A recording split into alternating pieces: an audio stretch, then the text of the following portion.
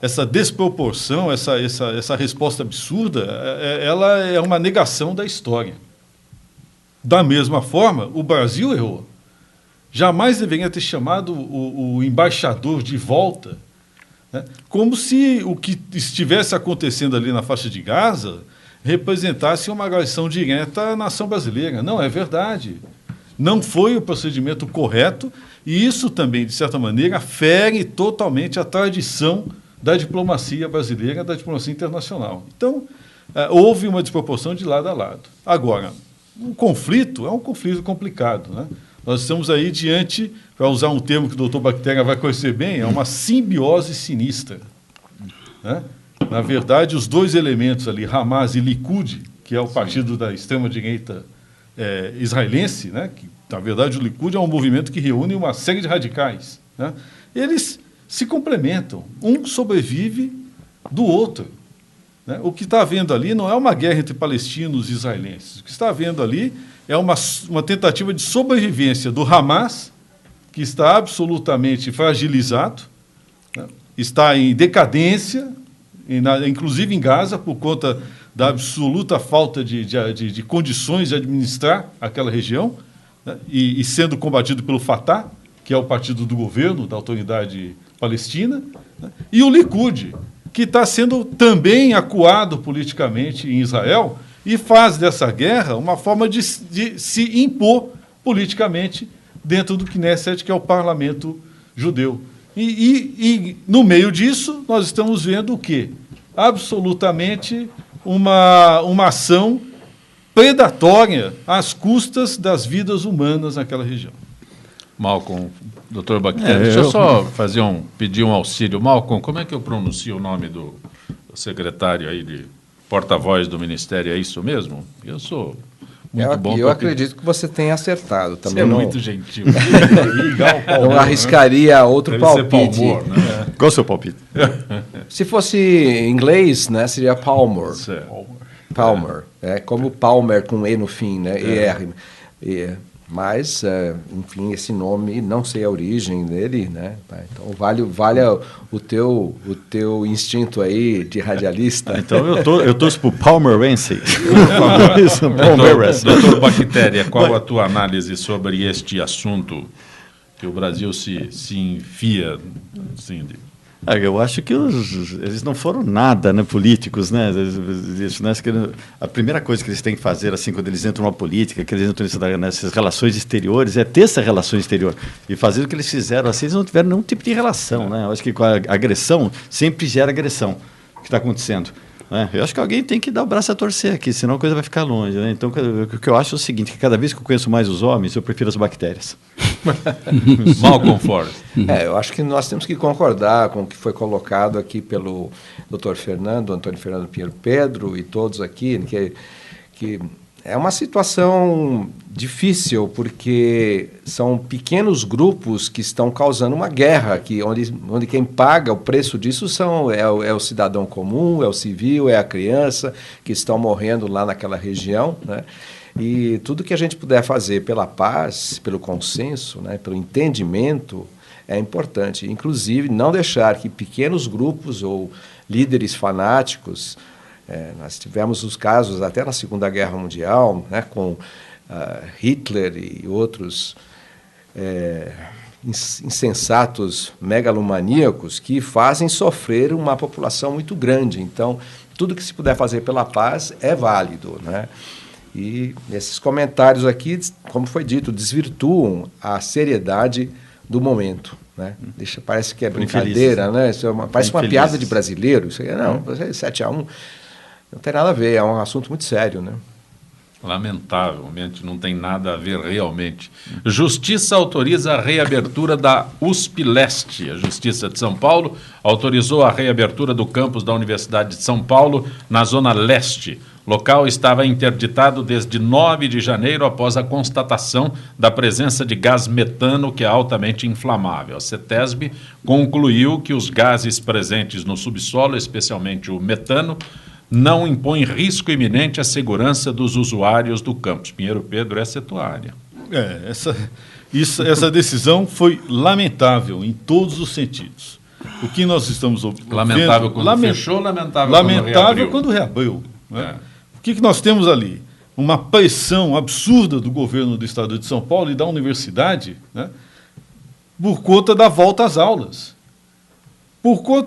Pelo fato da USP estar interditada, a USP Leste, os alunos foram obrigados a frequentar, a fazer as suas aulas em universidades particulares no entorno ali.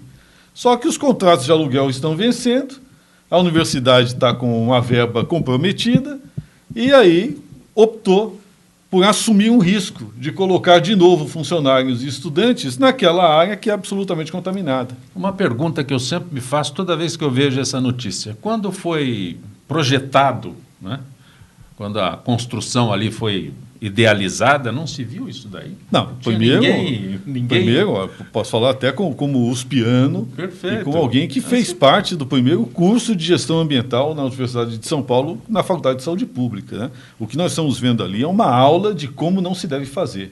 É inadmissível, imperdoável que uma universidade de nível internacional se preste a colocar os seus alunos e funcionários e construir um campus numa área contaminada sem ter observado esse fato. E qual é o risco, assim? Qual é o risco real? O risco é grande. De quê? Pior, o metano só se está hoje equacionando a questão do gás metano que está emanando da região, porque a CETESB foi lá e autuou. Se a Agência Ambiental não tivesse autuado, se o Ministério Público não tivesse acordado, os alunos estariam convivendo com aquilo. Quer dizer, não dependeu de ação da universidade. Agora, tem uma coisa muito pior, gente, que é importante colocar. Uma coisa é a contaminação que já existia, né, e o campus foi construído em cima dela, que é o que está sendo referido aqui na notícia. Aquilo era um aterro sanitário? A outra era um aterro sanitário antigo. Agora, o pior não é isso. Para continuar a construção, a USP recebeu terra contaminada de outras partes da cidade de São Paulo, que foram depositadas lá. Então nós temos mais um segundo aterro. Bastante terra virou bota fora de terra contaminada de construções na cidade de São Paulo. Isso é um crime ambiental de largas proporções. A impressão que eu tenho é que todos os agentes envolvidos, e infelizmente até o judiciário, que está contribuindo indiretamente com isso, está literalmente pondo lixo para baixo de um tapete de grama para não implicar os demais responsáveis, que são construtoras, proprietários, transportadores, funcionários da universidade, que permitiram um aterro clandestino de área contaminada dentro de um campus universitário. Isso é semelhante ao caso do Center Norte? É semelhante ao caso do Center Norte, só que pior ainda. O Center Norte também, como a USP, foi construído numa área contaminada, o que já é grave. Agora, uma universidade, permitiu o aterro com mais terra contaminada, né, com PCB, inclusive terra contaminada com ascarel. Pelo menos eles foram coerentes na porcaria, né? Nossa, é um negócio. Agora, eu não sei se a comunidade acadêmica internacional, está a par, né, do comportamento desta academia da Universidade de São Paulo. Isso é um outro assunto. Está aí participando, concordando. Perfeito. Eu, como consultor técnico de meio ambiente e pesquisador, eu vejo o crime ambiental, endosso as palavras do Antônio Fernando, desde o início. Tá? Então, infelizmente, um órgão desses não poderia construir uma faculdade, nem um supermercado, outras obras desse tipo, num solo desse, contaminado. Tá? Então, acho que o crime ambiental já começa desde a origem e agora criou-se toda uma polêmica difícil de resolver. Pressões de um que precisa da escola, outro que precisa defender a ecologia, então é complicado. Mas é um crime ambiental desde a origem. Tá? Malcolm Forrest. Então, a situação é alarmante, né? Porque esse é um caso, dentre muitos que nós vamos encontrar na cidade de São Paulo, se começarmos a analisar os riscos que a gente tem numa metrópole desse porte. E interessante esse fenômeno de empurrar lixo contaminado, né, debaixo de um tapete verde. Né? É um total absurdo. Né? Como é que pode uma casa de ciência, uma casa de cultura, uma academia, com todo o nome que tem a Universidade de São Paulo e o governo de São Paulo, permitirem uma coisa dessa? É inacreditável. Será que se fizesse um pente fino em toda São Paulo, o que será que a gente iria achar, né? Se na região do Center-Norte encontramos, na região lá... Pedro conhece também encontramos. bem, então, olha a coisa, meu Deus do céu. São Paulo. Né? Eu acho que o que estava sendo feito lá na USP está dando uns temas maravilhosos para teses, né? Para as pessoas que estão lá. É uma vergonha com título acadêmico. Exato. Né? Quer dizer, ainda com pós-graduação. Né? Olha que beleza, né? Catedráticos numa vergonha. Há um inventário de emissões da cidade de São Paulo. Aí aparece tudo. Que a própria USP tem, através do Laboratório de Poluição Ambiental do professor Saldi. Pois é. Paulo. Quem tem o relatório dos pontos críticos é a USP. Sim. É a universidade. Eles fazem esse inventário. O mais incrível, isso é o mais importante. O que eles colocaram naquele campus contaminado? Um curso de gestão ambiental. Bom, o local está ótimo. É que o pessoal que constrói, muita coisa. o pessoal que constrói não consulta dentro do próprio órgão as autoridades que entendem do assunto para dar opinião. Acredito que se tivessem chamado as autoridades deles mesmo para falar se esse local, eles teriam condenado e não seria construído. Isso só aparece após. Não, né? Contrataram consultoria externa. Quer dizer, Aí que tá. Nós temos potencial de professores. A gente já tem um ranço, uma arrogância elitista, né, que o governo pode fazer o que ele quiser, não tem que consultar a universidade. E isso vai, né? É uma lei de Gerson megalomaníaca. Agora, a universidade, né? Não levar consultar vantagem. a universidade é pior ainda. Pior ainda. Acho que eles já sabiam a resposta. Sem dúvida alguma. Você está acompanhando Gente que Fala pela Rádio Trianon, AM 740 em São Paulo, Rádio Universal 810 em Santos, TV Guarulhos, canal 3 da NET, tvetica.com.br, tvexito.com.br. Conosco o físico Paulo Roberto da Conceição, o advogado ambientalista Pinheiro Pedro, cantor, ator e tradutor Malcolm Forrest, biomédico, consultor, palestrante. Eu vou simplificar como o Dr. Bactéria. Dr. Bach. Dr. Beck. A gente brinca, mas é muito interessante. Né? Sempre muito gentil atendendo o nosso convite e aceita o Dr. Bactéria. Já está contaminado pelo próprio apelido. Né? Já estou no ambiente, né? No ambiente contaminado. Já estamos... Muito bom. Poluição em São Paulo mata mais que acidentes de trânsito.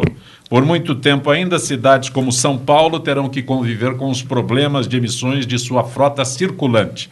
Os parâmetros são difíceis de estabelecer entre o viável, técnica e economicamente, e as exigências de ambientalistas. Cerca de 7 milhões de carros circulam todos os dias em São Paulo. De acordo com o estudo do Instituto Saúde e Sustentabilidade, a poluição mata 3 vezes mais paulistanos que os acidentes de trânsito. É isso mesmo, Paulo? Sim, exatamente. Esses dados são reais.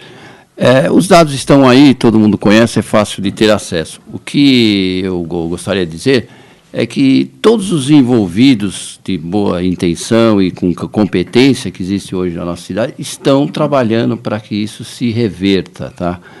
Inclusive nós que estamos aqui nessa mesa.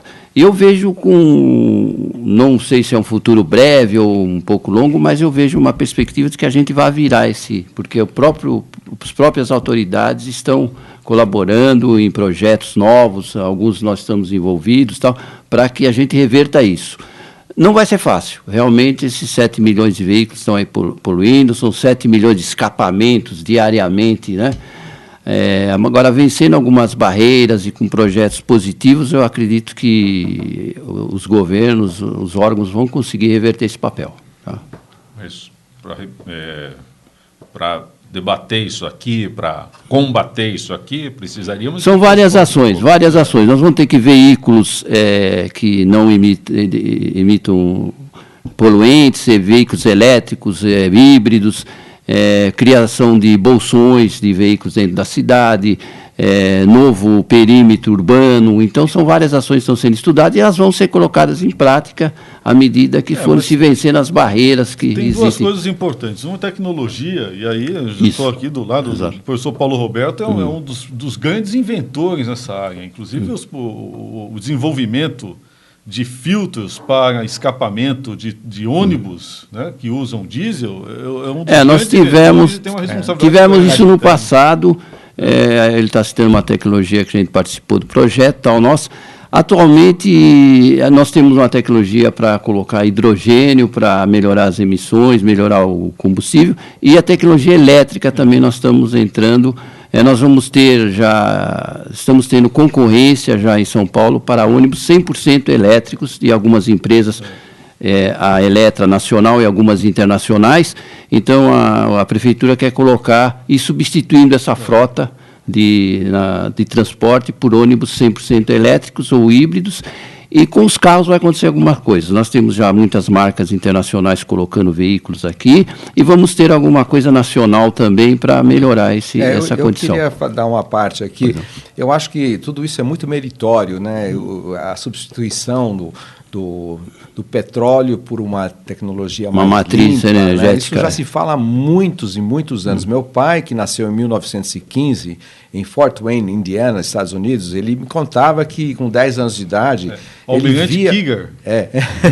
Exatamente. Ele via veículos elétricos circulando pela cidade, principalmente para senhoras, moças, e o petróleo falou mais alto. Agora, o outro problema que eu vejo é o seguinte, existe esse volume de 7 milhões de veículos ou mais, ninguém sabe quanto tem em São Paulo, essa aqui é a verdade. Muitos já têm catalisadores, muitos estão vistoriados, mas você encontra visivelmente, várias vezes ao dia, andando no trânsito, uma ou outra van, uma ou outra picape, caminhão velho, que emite uma poluição negra. Uma fumaça preta que terrível. a gente sente quando respira. E está sempre do nosso lado. E está sempre do nosso lado. Quer dizer, precisa próximo. pegar essa turma. Né? Sim, eu sim. fui fazer a vistoria no meu carro a gás, aí paguei R$190 e não sei o quê, mas tem muita gente circulando sem nada. E outra coisa, estão implantando as ciclovias, o que eu acho muito bom, né? Mas ninguém pensa na via do pedestre. Quer dizer, São Paulo continua sem calçadas, as pessoas andam, caem, se machucam, tem que andar na rua, são atropeladas. Mas tem outro problema aí também que é grave, né? Os carros melhoraram muito nos últimos 20, 30 anos, mas melhoraram muito. Há legislação específica hoje no Brasil para redução dos poluentes nos automóveis, então os motores hoje são absolutamente diferentes dos motores que nós tínhamos há alguns anos atrás. Por isso que a gente tem uma concentração alta, mas poderia ser muito pior. Poderia ser pior. Por outro lado, nós temos uma necessidade de dar fluxo a esse veículo, porque nada polui mais do que um carro que anda em primeira, segunda marcha. Isso faz dobrar, triplicar o volume de emissões. Exato. E o problema das nossas emissões está justamente na falta de fluidez do nosso tráfego. E aí vem o segredo de Tostines aí, né, da prefeitura, né? Cria faixas exclusivas, aumenta o congestionamento. Com o aumento do congestionamento, aumenta a poluição. Ou seja, aquilo que poderia significar uma melhoria, né, de qualidade de vida, na verdade é uma piora. Mas veja, principalmente por falta de planejamento, porque essas ciclovias, assim como as faixas de ônibus, estão sendo postas falta como de planejamento de eleição. Você falou uma coisa importante. No meu bairro, eu moro no Barro Branco, perto do Tucuruvi, eu vejo vias lá que são mão únicas. O tempo é talvez do Fontinelli, que criou o anel viário. Essa coisa toda vem do tempo lá do Prestes Maia, com os anéis concêntricos, o programa de avenidas, grandes avenidas, quer dizer, toda uma questão de planejamento. E também a moto, ela polui muito, não tem catalisador. Polui muito. E outra coisa... E ninguém comenta esse tipo de veículo como poluidor. O Jânio Quadros, quando prefeito de São Paulo, ele instituiu a lei das chaminés para os ônibus, né? Eu tentei... fazer disso uma lei federal através do deputado Cunha Bueno, do deputado Feldman, talvez Arquimedes Lamolle, há muito tempo atrás. Não conseguiram, por várias determinações do CONTRAN, etc., porque há um lobby das indústrias de ônibus e caminhão para não ter chaminé por alguma questão, não sei, econômica deles. Não, se tiver chaminé vai ter que ter filtro. Você em São Paulo está sujeito a ônibus que vem de Guarulhos, vem de outras cidades que te jogam a fumaça na cara. Quando você fala sobre esses veículos, você não precisa ir muito longe, não. Você citou o Barro Branco, onde você mora. Se você sai do centro expandido porque nós estamos muito... centrados em imaginar esta área aqui de São Paulo. Não é? Mas quando a gente sai deste centro expandido, você vê aberrações circulando, que é um negócio terrível. Exato. Sabe, é fora de propósito, que não precisa ir muito longe. Não, né? não. Aí próximo aí aqui na Zona Sul, um pouquinho depois do aeroporto, é um negócio terrível. Se você sai ali na Penha, você já vê carros que você não sabe como é que estão circulando. A gente fica tão... Você falou fez a sua... Não existe mais a sua... Oh, meu Deus do céu, estou ficando... Projeto... Não, ele foi lá na Controlar para fazer a inspeção. A vistoria e tal, está né? suspensa por enquanto. Isso, ela está suspensa. Mas eu fico vendo, eu faço, né, a minha vistoria regularmente, eu fazia. Mas é visível, né? Qualquer então, a CETESB tinha um processo de multa de fumaça preta. Acho que com a vinda da inspeção eu não ouvi mais falar, mas acho que isso deveria voltar justamente para esses casos. Para os caminhões ainda. Existe uma vistoria. Não, mas a multa na rua, eles tinham... muito tímida essa inspeção. E outra, à medida que a municipalização da área ambiental começar a se fazer, já está se fazendo com os convênios e tal, a CETESB vai tirar um pouco o pé disso daí, vai deixar com o município. E o nosso município é um município enfaixado, né? Tem faixa para tudo quanto é lado. O professor Aziz Absaber, ele falava dos domos de poluição, que São Paulo, a Grande São Paulo, tem 3 cúpulas ou domos de poluição. Uma que se forma na Baixada Santista, Cubatão, outra que é na Zona Sul de São Paulo e a outra da área central. E essas cúpulas, os domos de poluição, são trazidos pelos ventos, normalmente para a região da Cantareira. Então, formam uma estufa. Para tudo então, ali, onde eu moro, dizia o professor Aziz Absaber, de saudosa lembrança, que era a área mais poluída de São Paulo. Quer dizer, mora lá? mata 3 vezes mais do que acidente de trânsito. Meu Deus do céu. Isso tem que mudar já. Como curiosidade, só para saber, uma coisa que sempre tive, do que é usado atualmente, o que polui mais, assim, sequencialmente? Tal polui mais?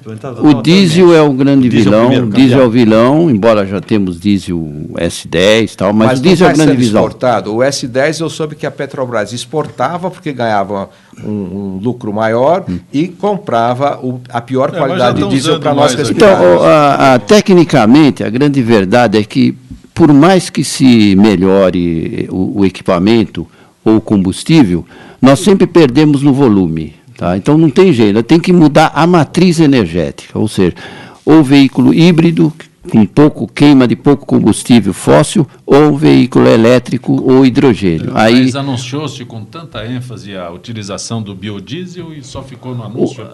Mas o biodiesel... Não, mas o biodiesel, estamos falando de transporte público, anunciados. Eu mesmo anunciei aqui ônibus com biodiesel e tal. O álcool já.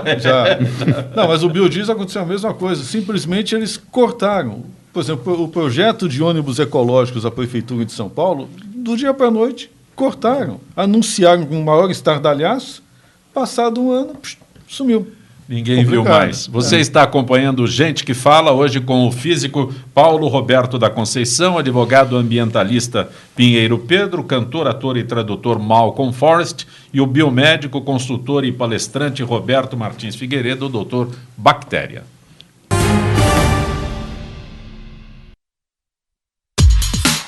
Com mais de 600 metros quadrados distribuídos em 4 estúdios, a TV Êxito atende às necessidades do mercado publicitário, institucional e corporativo.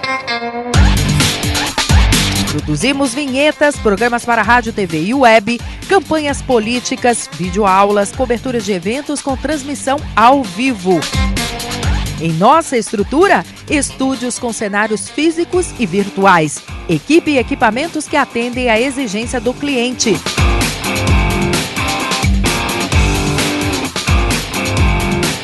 tvexito.com.br, Rua Joaquim Távora, 1493.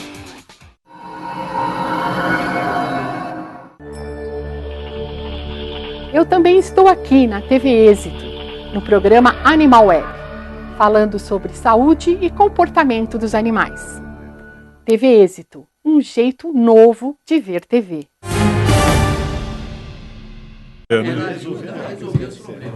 Não querem resolver. Atrapalha tudo.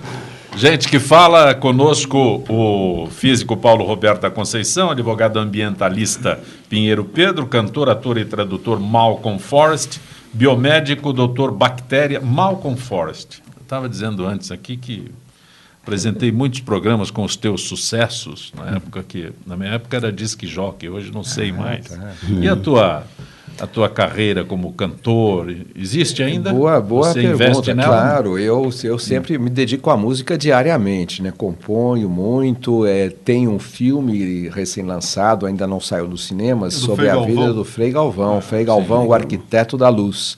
E nesse filme eu fiz a música também. Você é ator? Então, eu sou bom, a gente, como brasileiro, acaba sendo mestre. Fazemos qualquer negócio. Quase como Paul McCartney, que toca 7 instrumentos, né? Mas eu atuo em várias áreas, desde a tradução simultânea, de eventos, cursos e programas de televisão como o Oscar, o Miss Universo, até a música, né? Música e cinema, passando aí também por um trabalho voluntário em defesa do meio ambiente da Reserva da Biosfera do Cinturão Verde de São Paulo, né? Que sofre hoje o ataque do Rodoanel, né? Acho que a pauta nossa tem que ser sempre a água, viu? Nós vamos morrer sem água e sem ar aqui, né? Não sei o que vem primeiro.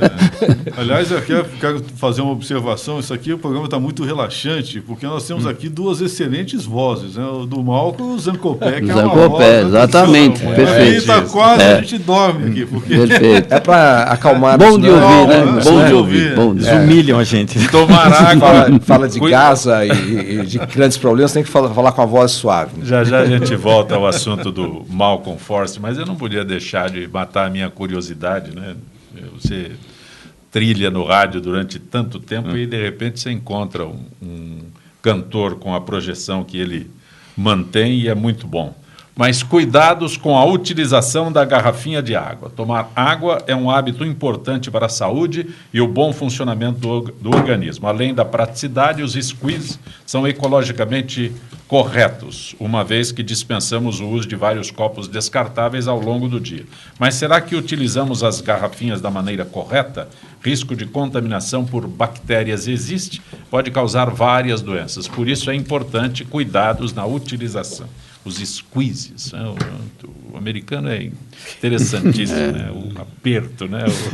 É isso, né? O squeeze é isso. Bom, né? O problema todo aí, né, dos squeezes é que uma garrafinha é ótimo, tudo bem para você usar, mas você precisaria usar uma garrafinha que fosse isenta de bisfenol A, né?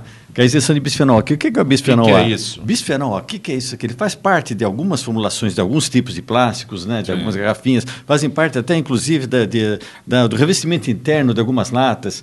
Né? Então, olha só, talvez eu estava pensando, olha só, o aquecimento, ele libera um pouco mais de bisfenol A para o alimento. Né? A gordura que o alimento tem, ele absorve um pouco mais. Altera a parte hormonal da pessoa, tem uma série de efeitos, até cancerígenos, né? Aí eu me lembro daquele doce de leite que a gente fazia com latinha de leite condensado, que botava no feijão que a mãe estava fazendo na panela de pressão, né? Que a latinha interna que liberava mais a gordura do leite. Então, olha o que nós já sofremos disso. Aí você vai utilizar água. Primeiro, o ser humano não bebe. Lembrou bem, né? Lembrei, para economizar. Botava no feijão, na panela de pressão. Isso, você já fez também, isso eu lembro. Né? Então, o ser humano ele não bebe água, coisa impressionante, né? A quantidade, eu estava fazendo até um cálculo isso daqui, a quantidade de água que a pessoa tem que beber é fácil. Você tem que pegar o seu peso, dividir por 30, é o mínimo de água que você tem que tomar por dia, o mínimo. Uma pessoa que pesa 60 quilos tem que beber, dividido por 30, 2 litros de água por dia, no mínimo, 90, 3 litros. Então, a pessoa não bebe água. Bebe água quando tem sede. O que é a sede? É uma tentativa desesperada do organismo que falando que você está para morrer, que você tem que tomar alguma coisa, que você vai morrer. Então, você tem que tomar água para você não ter sede. Então, o primeiro ponto. Essas garrafinhas você pode ser utilizadas desde que ela seja isenta de bisfenol A. Quando é que você vê isso? Está escrito no rótulo do produto quando você compra.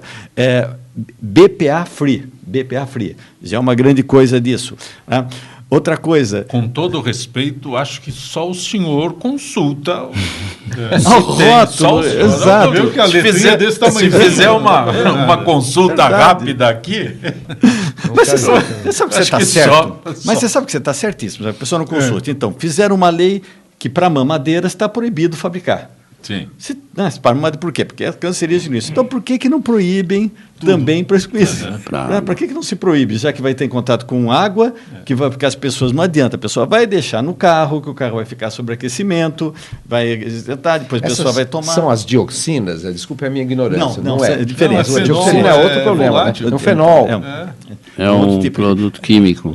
Ele interage como se fosse alguns hormônios nossos. Então, né, O pior é o cafezinho, né, doutor Bactéria? Porque o copinho de plástico de café mas libera, pra- né? não, mas Porque já pra- vem quente. Não, né? para te falar, você acredita que antigamente a pessoa tomava cafezinho em copinhos de plástico branquinhos? Graças a Deus que nunca Sim, mais se pensou era em falar plástico isso. mesmo, né? Aquele era- Mas Era antigamente plástico o pessoal tomava em aqueles copinhos Aqueles brancos. copinhos Aqueles brancos? copinhos brancos. Mas Né? o senhor não Durinho, tem ido em né? muitos lugares, não, porque eles continuam... Não no Brasil, né? Não, no Brasil não tem. No Brasil não tem isso daqui. Né? No Brasil não tem isso. A pessoa não coloca mais ovo em porta de geladeira, a pessoa não põe mais fruta em fruteira, a pessoa não usa. O senhor está vivendo muito fora do Brasil. Não, né? ninguém Eles usa. que era um absurdo que se tomava café no copinho branco. Copinho branco, então. Ainda bem que ninguém mais faz isso. Sim, Né? sim, Você sabe que antigamente até se entregavam pizzas em caixa de papelão. Sim. Né? Antigamente. Não fazem mais. Antigamente é tudo em caixa de poliestireno expandido, né? Que existe uma norma da Anvisa que fala que tudo que entrar em contato com o alimento tem que ser lisa, impermeável, lavável, isenta de rugosidade. Por isso que no Brasil só entregam em caixas de poliestireno expandido. Mas tem países que entregam em caixa de papelão, tomam café em copinhos Naquele plásticos. copinho Mas graças a Deus que branco. no Brasil ninguém faz Caixa de essas coisas. papelão que já é reciclável. Né? Já é reciclado, já- reciclável. Material Reciclado. Reciclado. Você nem sabe o que pouquinho de compôs chumbo, a origem. A tinta que tem chumbo também. E Né? a tinta, inclusive, troque 10 dessa material aqui reciclado por mais uma pizza. Mais uma pizza. Mas essas coisas acontecem no Brasil ainda, doutor? Não, já não tem mais. Aqui ninguém usa pregador de roupa para saquinho de biscoito. Né? Não, o pessoal não. desinfeta. Fizemos um teste, umas pesquisas agora, que nós tem 3 até coisas meio inéditas para você aqui. Que hoje que nós estamos avaliando o que é mais contaminado que o vaso sanitário. Eu 3 coisas para a gente que deixa até no ar. Uma das coisas, gelo de fast food. Tá? Dos 10 restaurantes que nós analisamos, 6 deles deram mais contaminado que a água do vaso sanitário. O gelo de fast food. Segundo, Aquele gelo que coloca lá no refrigerante. Exatamente, é isso que seria mais higiênico. Que foi uma causa de muita discussão no início desses fast food famosos aí, porque punha muito gelo para ir menos refrigerante. Isso. Então se conseguiu Mas- ali. Eu não sei se que mata mais, respeitar, né? O que mata mais? Não, O que isso mais? foi- Além do gelo do fast food, o que mais? A segunda coisa, aqueles carrinhos altos de crianças, de bebês em restaurantes. Sim. Tá? É muito mais contaminado do que um vaso sanitário. Né? Cadeirão. E a cadeirão. terceira, cardápio de restaurante. A contaminação deu absurdamente alta. Você teria que escolher a comida, entrega o cardápio, Lava a mão. lava a mão e volta. Lava a mão onde? No banheiro lá? Que é menos Aí põe a contaminado. mão na maçaneta, acabou. Que é menos contaminado que o gelo. Acho que é por isso que muitos mictórios eles botam gelo dentro, que é uma contaminação semelhante. Isso daqui. Isso. As bactérias se conversando. Acrescentar alguma coisa? Eu ia pensar, Eu ia pensando também na almoçar hoje, água. mas já vou pensar duas Na vezes. água mineral, que na verdade era desmineralizada, né? Sim. Ela é extraída do solo ou vem de outra fonte e depois acrescentam alguns minerais, né? Quer dizer, então, e fora a indução magnética que recebe, cristaliza, eu não sei, a gente está perdido nessa sociedade moderna. Mas isso é mundial ou é só brasileiro? Eu acho que é mundial. É mundial. Mas o que existe é que são legislações dos países, existe fiscalização bem melhor que não Porque permite. nós né? temos a mania de nos espelhar em outros né, países, lá é diferente, não sei o quê. Eu não estou falando da Índia, né? Sabe Rio qual é o país que tem as maravilhoso. legislações mais severas para alimentos? Brasil. Ótimo. Não é por falta de lei. No que tange a lei, nós somos campeões. Né? Perfeito, É nossa. O impressionante. problema é lei tanger a pode lei, tudo. né? Sai pela tangente, né? Aplicar que é o problema. Eu queria complementar o Dr. Bactéria, que aliás essa é uma recomendação dele, mas a matéria é tão extensa. Essas pessoas que vão em academia ou que andam na rua e que deixam esses frascos dentro do carro e eles esquentam dentro do carro, cria esse produto químico Ele e depois libera. eles continuam bebendo a água. Libera e depois... Então isso é um aspecto que a pessoa tem que joga fora ou toma tudo, né? Seria Toma a garrafinha, isso joga. ele mesmo, o senhor mesmo falou isso. Não, nos mas seus compra-se aquela garrafinha para ter uma durabilidade maior, uma utilização por mais Mas a tempo. questão- A squeeze O é squeeze reutilizável, teoricamente, né? É reutilizável. O ideal seria proibir a fabricação com produtos com bisfenol. Pronto, é para alimentação. Já quer proibir o uso de copinho, daquele copinho branco, o uso agora de squeeze. Para os outros países, né? Não no Brasil. Não. Muito bom. A gente era feliz e não sabia, né? Nos anos 50, 40, né? Tinha aquela talha da água, né? O filtro que diz que é um dos melhores filtros de água. Sim. Então essa talha, bem, não, aquela que tem o elemento filtrante, né? A vela. A vela que você lavava com açúcar, lembra? Sim, então, você acredita que tem países que o pessoal ainda lava com açúcar e com sal. Isso dura quanto? Até ver o toquinho branco que tem no meio dela. Gente, aquilo lá, a hora que está marrom, sei lá, se troca. Tem que trocar aquele elemento filtrante. Aquilo você não foi feito para lavar. Tem que trocar. O pessoal lava, parece que tem hora que tem um toquinho, o pessoal ainda dá mais umas 3 filtradas. Em casa nós filtramos, fervemos e depois colocamos no filtro desses de talha. Para tentar. Além de ferver, filtrar, coloca. E deixa uma segunda filtragem, talha. Porque decanta os metais pesados que porventura tenham sobrado ali, ficariam abaixo da linha d'água da torneira. Né? Não fale nada abaixo da linha d'água, me lembra volume morto. Você está colocando uma questão.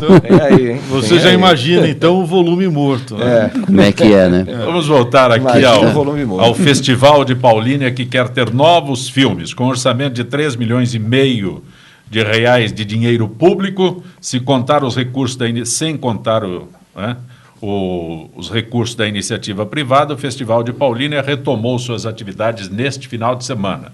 Longa História da Eternidade foi o grande vencedor do 6º Paulínia Film Festival, que prestou homenagem ao cineasta Cacá Diegues durante o encerramento no Teatro Municipal Paulo Gracindo. Malcolm Forbes. Então, eu acho que é necessário realmente ter esses incentivos para o cinema no Brasil, né? E Paulínia foi um polo aí de grandes produções e parece que teve um hiato e está retomando agora, né?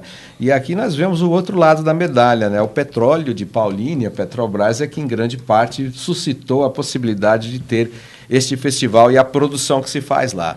Eu acho que muito ainda tem que se fazer pelo cinema, porque tem muitos festivais, né? Muito festival, toda hora tem, mas poucas pessoas vão assistir, têm acesso, porque isso não está na televisão, né? E não está na internet, não está na casa das pessoas. Agora, está começando a vir uma nova geração aí, né, Malcolm? Até posso falar, tem um sobrinho meu, o Francisco Duarte Pedro, né, que mora nos Estados Unidos, veio para esse festival, ele já fez o Festival da Flórida também, e aquele de São Paulo, é um dos que auxilia na produção, né? E é neto do grande Raul Duarte, né? Que é o homem que... um dos grandes produtores da Record, da Rádio Pan-Americana, né? Dos grandes criadores da TV. Da TV, um dos criadores da TV brasileira, né? E está aí, novinho, fazendo jus aí a talento existe, né? Talento existe. Existem alguns meios, acho que precisa incentivar mais, alguma forma de mudar isso para ficar mais no primeiro plano. Né? Malcolm, fala mais sobre a tua produção no cinema. Sim. Por favor. Então, eu fiz um filme sobre a vida de Frei Galvão, que é o primeiro santo brasileiro, né? Que residiu aqui em São Paulo. Santo Antônio de Santana Galvão nasceu em Guaratinguetá, mas morou 60 anos no prédio que hoje é a faculdade do nosso caro amigo e colega Antônio Fernando Pinheiro Pedro, a Faculdade de Direito do Largo São Francisco, que, aliás, foi um prédio usurpado, né? Usurpado dos franciscanos. E até hoje, aquele prédio era dos franciscanos e acabou virando da Universidade de São Paulo. Aí. Mas isso é outra história. Frei Galvão, o Arquiteto da Luz. É um documentário dramatizado sobre Frei Galvão, a construção do Mosteiro da Luz, a história de São Paulo, do Brasil, grandes depoimentos de pessoas que foram miraculadas. É um produto muito interessante para se assistir, para se emocionar com ele, né? Eu convido todos se puderem comprar em DVD, podem adquirir pelas Paulinas, na Livraria Cultura, na Amazon, estamos vendendo já no exterior. Tivemos uma estreia em Paris, na Embaixada do Brasil, e várias coisas bonitas estão acontecendo. Então, precisa divulgar mais, então. Precisa divulgar. Agora para ser mais simples, a editora dos Paulinas. Tem aqui na Vila Mariana a loja, tem online, www.paulinas.com. Frente à estação Ana Rosa, aqueles que gostam de apalpar o produto, né? Em frente à estação Ana Rosa tem Pau Santo. Tem ali a a livraria das edições paulinas, então pode ser encontrado lá. Estou dando o endereço, pode. mas nós vamos o ter Malcolm noites Forrest... de autógrafos, vamos oportunamente voltar para falar no Gente que Fala sobre eventos envolvendo fé e cinema. Olha, tem as temos historinhas uma imagem na Livraria Cultura. Né? Sim. E das pastilhas das pílulas de Frei Galvão. Várias histórias muito interessantes de crianças que tiveram... A mãe teve um parto muito difícil, tomou a pílula e a criança nasceu bem, e quando nasceu encontraram a pílula na boca da criança. Para provar que é milagre mesmo, não é deu coincidência, não. Milagre mesmo, inexplicável. Né? Aconteceu 2 vezes. Continua a ser bem procurada lá, né? Muito. E as graças acontecem. Eu sou testemunha de várias graças muito interessantes. Nem quando fala esses valores de 3,5 milhões, né?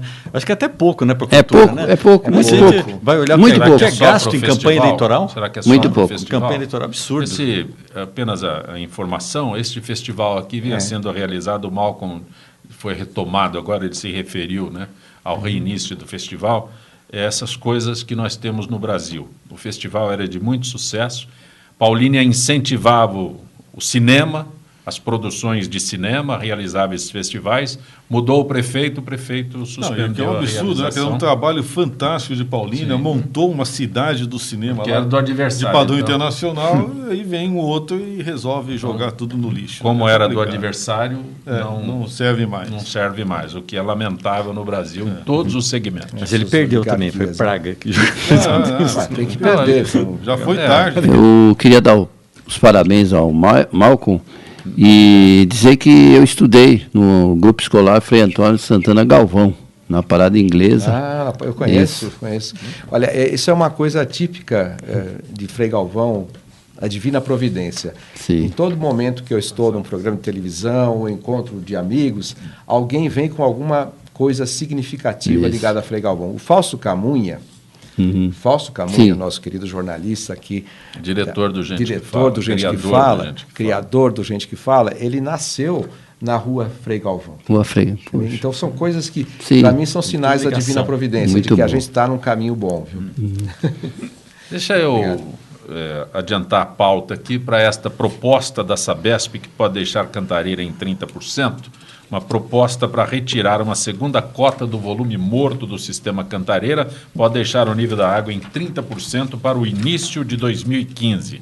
Concessionária busca a aprovação dos órgãos gestores para captar mais 116 bilhões de litros da reserva profunda dos reservatórios. Nem vou adiantar aqui as declarações oficiais. Pinheiro Pedro, posso perguntar para você inicialmente isso daí?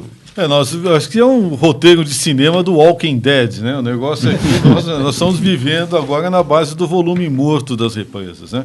Que, na verdade, Zancopé, o que nós estamos vendo é o resultado de uma falta absoluta de planejamento, de previsão, e que a gente pode contar assim ao longo dos últimos 20 anos. Ou mais, quer dizer, primeiro, criaram-se uma série de reservatórios, vários deles ficaram semi-enchidos. Vou dar um exemplo, que é o do Taiaçupeba, né, que foi criado na década de 90 e nunca foi enchido porque tinha uma fábrica de papel que não saía de lá de jeito nenhum. Né? Quando finalmente tiraram a fábrica, resolveram encher parte do reservatório. Quando os reservatórios começaram a ser efetivamente utilizados à plena força, tanto no sistema Cantareira quanto no sistema do Alto Tietê, houve aquele volume enorme de água precipitada, de chuvas, né? E vocês devem se lembrar, no início da década de 90, do início desse século, que houveram inundações nas cidades, porque eles foram obrigados a abrir os reservatórios para poder reduzir. De lá para cá, para evitar esses conflitos políticos, os reservatórios não foram mais enchidos. Quer dizer, e agora nós estamos pagando um preço violentamente. Meia boca tudo meia boca. Quer dizer, é tudo meia boca. Nós estamos fazendo um serviço porco de encanador, aquele que você corrige aqui e o encanamento sobe lá. E a Sabesp tem uma responsabilidade grande em relação a isso tudo. E o governo do estado de São Paulo, lamentavelmente, não está agindo corretamente. Nós já deveríamos ter feito um sistema de racionamento de água. Esse racionamento está sendo adiado por conta das eleições. É patente isso. Tá na cara. E nós vamos pagar muito caro por uma irresponsabilidade nos próximos meses. Mal conforme. Eu vejo a coisa também por outro lado aí, que o conjunto de reservatórios da Cantareira, Paiva Castro, o projeto inicial começou no final do século XIX, 1890. É um grande projeto. Um grande projeto em que se desapropriou toda aquela região da Serra da Cantareira, que hoje é a maior floresta urbana do mundo, mas sujeito a uma morte súbita, né? Para uma população de 65 mil habitantes. Veja, não são 65 milhões, eram 65 mil habitantes em toda a São Paulo e recebia o abastecimento de toda a Cantareira. De lá para cá, pouquíssimo se fez para melhorar isso. Não se expandiu nem a floresta, que para mim é o problema principal, porque os rios que alimentam a bacia do Jundiaí, que alimenta as reservas da Cantareira, foi tudo desmatado nessa região, Campinas, Jundiaí, a noroeste. É a falta de coragem do governo, porque com exceção do período da década de 70, do Paulo Maluf, inclusive, vamos dar nome aos bois, em que efetivamente se fez as elevatórias, que foi... nós sobrevivemos também, graças a essa obra hoje, né? De lá para cá, esses governos todos, foi um governo de gerentões. Só tiraram, não fizeram uma obra. A gente deveria já ter feito a elevatória do Vale do Ribeira, não fizemos. A do Paraíba, que agora estão dizendo, criando essa política, não foi feito a tempo. E o reflorestamento, né? O reflorestamento ninguém fala nisso, feito, ninguém expande, né? A área verde. Quer dizer, nós temos que expandir essa área verde. E também as tempestades magnéticas, essas tempestades fortes que acontecem no verão em São Paulo, em locais pontuais, em bairros. Eu estava na Liberdade, aqui perto da Sé, no verão deste ano, e caiu um granizo, mas a rua toda ficou coberta, a Rua da Glória ficou coberta de branco, parecia coisa europeia, né? Por quê? A ilha de calor se forma por causa da poluição, do efeito estufa local, o excesso de aquecimento, e a natureza é sábia, ela vai resfriar onde está precisando mais de água, e traz ali. Então, a gente vê as tempestades se formam na região da Cantareira, porque ali ainda tem água no solo retida, né? Então, a absorção, a água está no solo, na superfície, entre as árvores e o solo, e formam-se as nuvens. E aí a própria delta de pressão, a diferença de pressão na cidade, faz com que a água venha cair no local que não está preparado para aquilo. Então as ilhas de calor são outro problema aqui. Paulo Roberto? O que a gente vê é uma falta de planejamento, como os colegas estão dizendo, e eu me preocupo com a questão técnica, ou seja, essas águas de reservatório mortas e tal, como que é a qualidade, embora há um tratamento, mas há uma preocupação grande. Quem sabe o Dr. Bactéria poderia dar uma luz nessa água morta aí, né? Água morta, acho que não existe água morta, né? Acho que a água é água. Gera viva, né? Vida. E ela toda a água pode ser tratada. A contaminação que tiver, ela pode ser tratada. Mas o que eu acho é o seguinte, a gente tem que olhar dois aspectos, assim, o lado político da coisa, né, que podemos xingar, reclamar, espernear, brigar, isso aqui a gente podemos resolver na eleição. Só que agora o que nós estamos tendo é uma falta d'água violenta. Então, gente, não adianta você ficar xingando, não adianta nada. Cada um tem que cuidar do quê? Da sua casa. O que eu fiz? Eu peguei e coloquei um balde em cada quarto dos meus filhos, falei, olha, agora é o seguinte, a água demora um pouquinho para esquentar, essa água o quê? Perdida? Não, você põe um balde lá dentro que vai, isso daqui está economizando, não precisa nem em dinheiro, mas economizando em água, 1.500 litros por mês, só disso.